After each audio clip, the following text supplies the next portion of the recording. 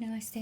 आज मैं आपको बताऊंगी कि अपने पंप टू क्रेडल पंप को असेंबल कैसे करते हैं सो दैट आपको क्लियर आइडिया है और आप मैक्सिमम आउटपुट ले पाए उससे। सबसे पहले हम लेंगे इस पार्ट को। ये कनेक्टर की तरह है। आप इस पे पानी के मार्क्स देखेंगे बिकॉज मैंने स्टेरिलाइज़र प्लस ड्रायर यूज़ किया है, तो पानी के मार्क्स उसी तरह रह जाते हैं और ड्रायर उसको ड्राई कर देता है। कुछ इशू नहीं है, आप इसे कपड़े से साफ़ कर सकते हैं।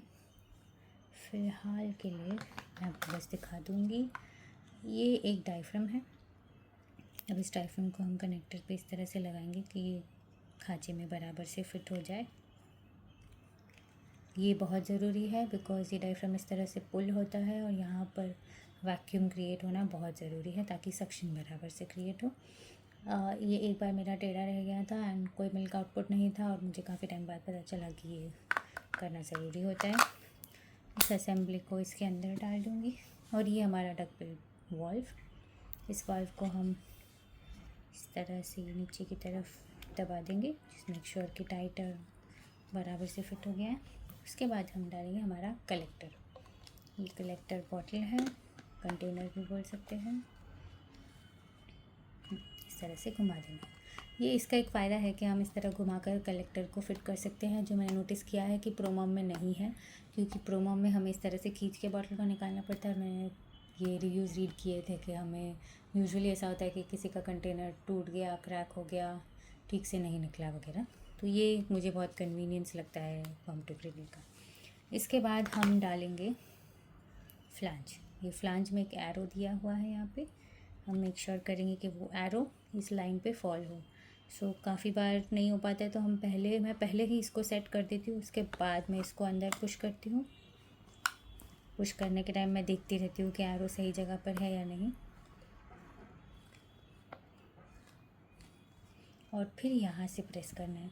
ऑब्वियसली हमें मेक श्योर करना है कि हमारे हाथ इसके पहले सैनिटाइज्ड हो, साफ़ हो, अच्छे से वॉश किया हो, क्योंकि यहाँ पर हमारे ब्रेस्ट जाएंगे। नाउ ये जो साथ में दिया रहता है इसका मेजरमेंट होता है, यहाँ लिखा है 25 mm। अब 25 mm तो नॉट श्योर हर किसी का निप्पल हो सकता है, नहीं हो सकता है। जिसका है वो डायरेक्टली इसमें निप्पल डालकर यूज़ करे पंप को, it's ready to use for you. लेकिन अगर आपका साइज़ अलग है, जैसे कि ये 21 mm का फ्लांज इंसर्ट है, इसके साथ वो लोगों ने 17, 19 और 21 तीन दिए हुए, 17, 19 और 21।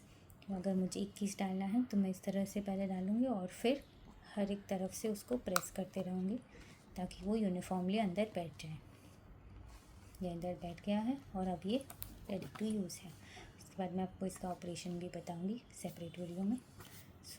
आप देख सकते हैं ये रेडी टू यूज़ है। अगर आपने असेंबल करके रखा है स्टेरिलाइज़ करने के बाद और आपको इसके बाद इसे स्टोर करना है अंदर इसी तरह ताकि ये रेडी टू यूज़ हो जब आपको चाहिए, तो आपको ये फ्लांज निकालना पड़ेगा डस्ट कवर डालने के लिए।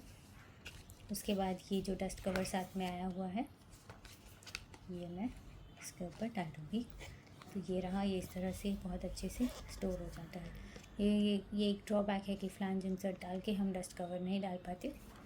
हमें इस तरह डालना पड़ेगा और फ्लांज इंसर्ट को इसका जो कैरी केस है उसके अंदर डाल के रख सकते हैं और कैरी केस के एक तरफ में इसको डाल के रख सकते हैं। आप ट्रैवलिंग के टाइम ये डायरेक्टली कैरी कर सकते हैं without any issue. Thank you.